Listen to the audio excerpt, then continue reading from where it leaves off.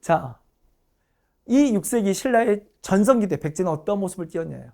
여러분, 분명 5세기 때 백제는 심각한 위기였지? 고구려 남하에서 한강경 때 왕도 죽었잖아.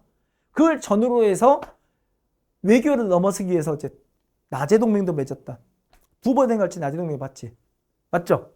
자, 그럼 6세기 때 이제 백제는 뭐 하는 거야? 차츰 나라를 정비하는 과정이 나오는 거야. 성왕까지 나라를 정비하는 과정. 첫 번째로 만날 인물이 누구냐면, 나에겐 발음이 참 난해합니다. 내가 리을 발음이 꽤 약하거든? 모리영왕. 왜 웃어? 발음 되지 않았어? 발음 된 거야. 나 이거 참 노력해서 하는 발음이에요. 이 무령왕. 자, 이때는 아직 공주가 웅진이 도읍일 때야. 급하게 웅진을 왔잖아. 지방인의 통제가 전혀 안 될 거 아니야. 그래서 이 무령왕은 뭐 나라를 다시 중국에서는 첫 번째 지방인의 통제를 해야 할 거 아니야. 그래서 어떻게 하는데?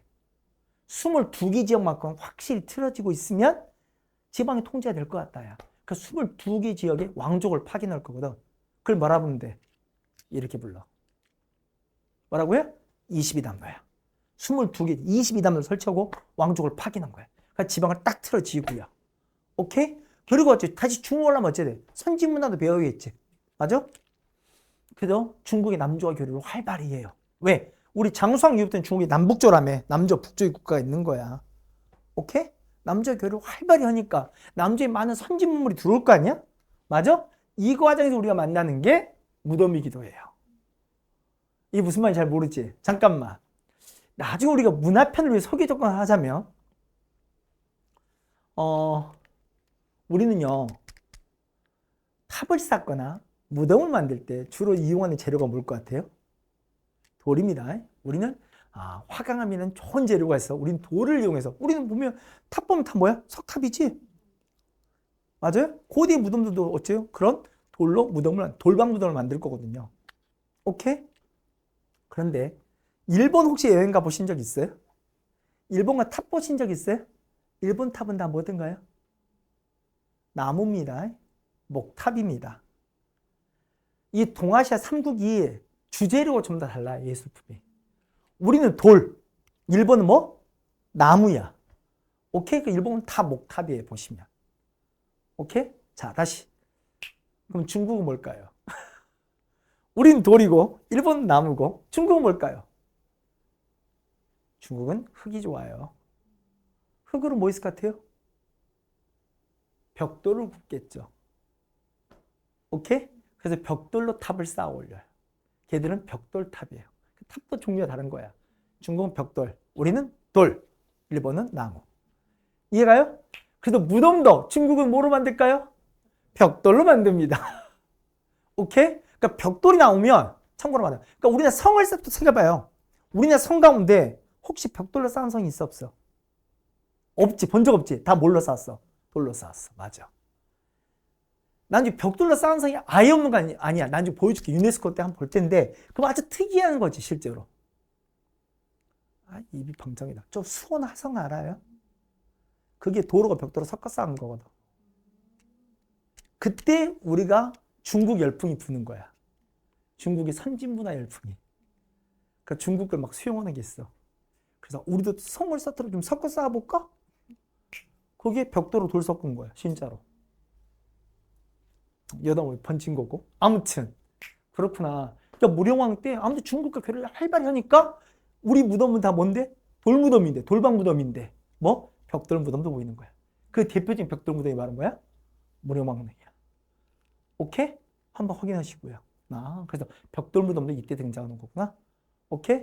그리고 무령왕과 관계에서 꼭 기억에 두는 말이 이겁니다. 이 사람도 중국 남조와 교류하니까 남조로 책봉 받을 거 아니야? 책봉 이상한 게 아니라겠어요? 책봉이랑은 기본적 동아시아 기본적 관계야. 아무것도 아닌 거야. 그 이상한 그 이야기 듣지 마시고, 오케이? 여기에 이 무령왕릉에서 이게 나온 거예요. 지석이 나온 거야. 이 무덤의 주인이 누군지 밝히는. 이게 왜 중요한지 알아? 딱 지금 먼저 소개하면 고대의 한반도에 있는 무덤 중에 고대 국가의 한반도의 무덤 중에 무덤에서 나온 유물로 이 무덤의 주인이 밝혀진 유일한 무덤. 딱 한 개 무덤이 바로 뭐냐면 모룡왕릉이야. 그럼 속으로 생각하지. 아니 선생님 그 우리 신라의 수많은 무덤이나 백제 다른 많은 무덤들이나 평양에 많은 무덤들이 그럼 그 무덤의 주인이 누군지 모른다고요? 네, 모릅니다. 추정할 뿐이에요. 이건 아무리 봐도 이 사람 거 아니냐라고 추정할 뿐이지 이 사람께 정말 맞다고 확인할 방법은 존재하지 않습니다. 오케이? 실제로 그 무덤이 아니란 발레도 너무 많거든요.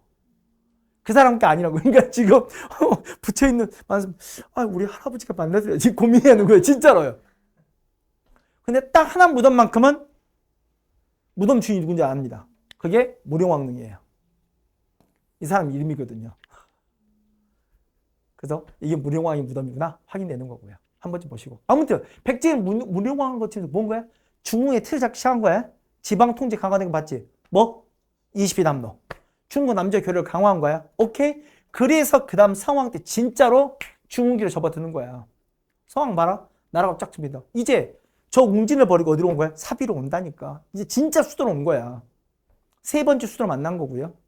오케이? 그리고 국호도 바꿔. 들었지? 쪽팔린 거야.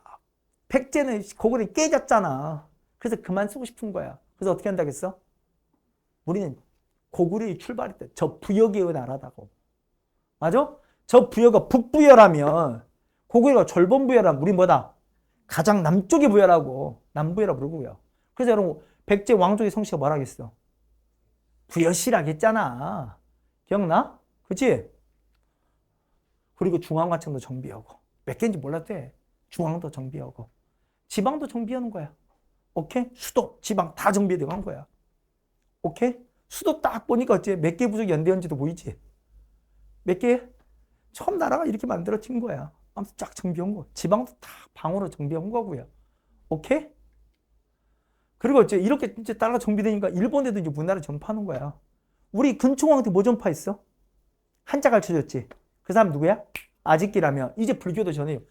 그때는 불교를 전해줄 수 없었잖아. 근총왕한테는. 왜? 그럼 불교가 없었지. 불교 뒤에 왔잖아. 이제 불교도 전해주고요. 이해가? 그리고 이제 다 됐으니까 이제 뭐 하는 거야? 일장 뜨는 거야. 한강을 되찾아와야지. 신라가 친구인 줄 알았다니까. 그게 믿었어. 그 한때 한강유역을 회복도 했잖아. 하지만 뒤통수 맞았지. 맞아? 아들 살리려고 아버지가 죽었잖아.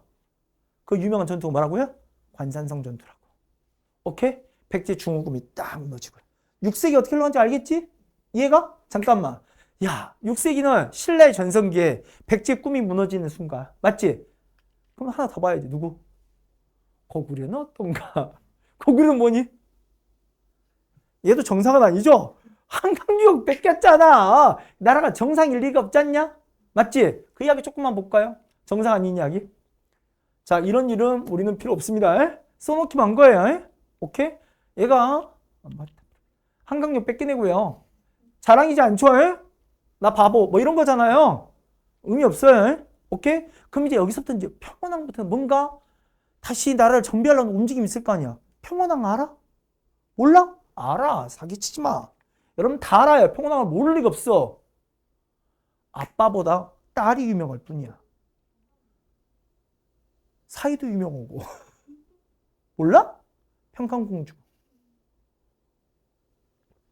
평강공주를 몰라? 남편이 뭔데? 바보 온달. 맞아. 그게 실존 인물이야. 당연히 실존 인물이지. 무슨 소리야. 동화가 아니야. 에? 뭐 표정 왜 이래 열방. 여러분 시험 문제로 나오는 유명한 인물이에요. 이 온달은. 우리 다리가 얼마나 유명한데. 자, 먼저 이때 이건 좀 오바긴 한데 고구려 6세기 안 좋잖아. 한강도 뺏기고. 맞지? 그래서 나라 정면 도읍으로 옮기는 거예요. 지역은 안 바뀌어. 평양 내에서 성만 바뀐 거야. 평양 내에서. 오케이? 이전에서 안악동성 몰라 상관없어. 지금의 평양성이 장안성이야. 제대로 돼. 오케이? 성으로 옮긴 거고요. 장안성 이름만 딱 들어도. 이게 어째 나라가 지금 정비를 하냐 달리는 거야? 이때 북조의 나라가 쳐들어오기도 해요. 북조 무슨 나라인지 몰라도 돼. 이걸 막아 세웠던 유명한 사이가 여러분들 아는 온달이야. 온달을 언제 본 거야? 몇 세기 때 본 거야? 6세기 만나는 거야. 온달이 이때 스타야. 장이 더 빠방했지. 오케이? 그래서 온달이 이제 좀 더 욕심을 낸 거야. 어떤 욕심을 내는데? 제가 한강도 찾아올게요. 오케이? 얘가? 그때는 이미 이제 장인이 죽었고요. 요 영양왕 때 온달이 한강을 찾겠지. 전쟁에 참전한 거야. 그리고 어째? 죽었죠. 에? 오케이? 한강역 해볼 시도했을 땐 실패로 끝나고요. 오케이? 자, 근데 이때부터 중요한 변화가 생겨. 이제 중국의 혼란의 시대가 끝났어. 우리 이때 뭐 봤어, 중국이? 진 무너진 뒤에 삼국지대 위, 진 보고 그 다음에 남북 쪽까지 봤잖아. 맞지? 그 혼란이 끝난다. 중국의 통일왕조가 등장한다. 그 나라가 뭔지 알아? 수나라예요, 수나라. 수나라 들어본 적 있죠? 수나라 딱 등장해. 수나라는 어째 중국을 싹 통일했단 말이야. 그럼 자기가 동아시아 패권 딱 잡고 싶어. 누굴 잡아야 돼? 고구려 잡아야지.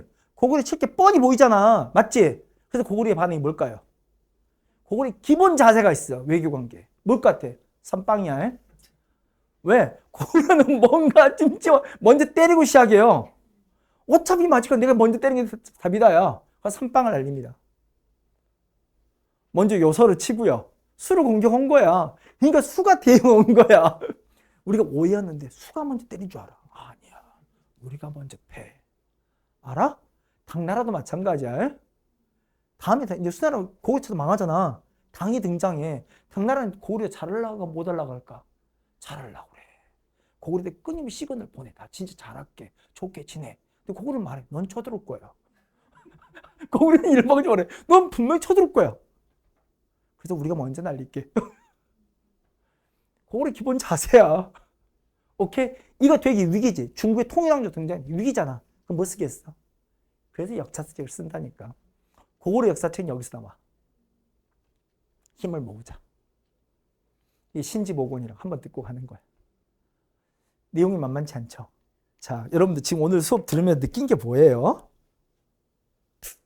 복습해야 한다. 야. 내 수업 들을 때 가장 비극이 뭔지 알아? 들을 때, 오, 무슨 말이야. 자, 그렇게 가는구나. 야, 시간 잘 간다. 자, 늘 머리 새롭다. 뭐 이런 거지. 진짜 복습은 되게 중요해요. 저 예습이란 말은 절대 안 해요. 그건 내가 채워서 해. 문제는 반드시 머리 한다요? 복습을 해야 한다요. 복습을 하면 말짱꽝. 오케이? 나중에 혼자 봐보세요. 야, 얘 미친 애구나. 양을 이렇게 나가다니. 왜냐면 여기 나라가 기본이 나라 3개씩 돌아가잖아. 그치? 차라리 여름 단주에 고려 보고 조선 보는 게 편해요. 이건 나라 3개씩 돌아가고 거기다 중국 끼고 일본 끼고. 그치? 그래서 잠깐 가야도 꼈어요. 환장하십니다. 반드시 복습해야 합니다. 오케이? 지금 우리는 6세기 그 밖에 나라다 잠깐. 백제는 어찌요? 중을 향해 달려갔으나 실패로 끝나는 과정 본 거야. 무령왕과 성왕 거치면서. 맞아? 무령왕 때는 다시 한번 말하지만 지방통 22남노와 중국 남조 교류강화 그걸 바탕으로 이제 천도 이후에 나라를 정비했던 성왕. 하지만 관상의조 때 그 꿈이 무너진 과정 본 거고요. 맞지? 고구려는 국가 위기를 넘어서 다시 정비되는 과정을 본 거야. 특히 여기서 주목된 인물이 온달 본 거야. 그러면서 하나 더 본 게 뭐야? 중국의 통일왕조의 등장이야. 맞지? 지금 동아시아는 새로운 변화를 맞기 시작한 거야. 그 이야기를 다시 보시면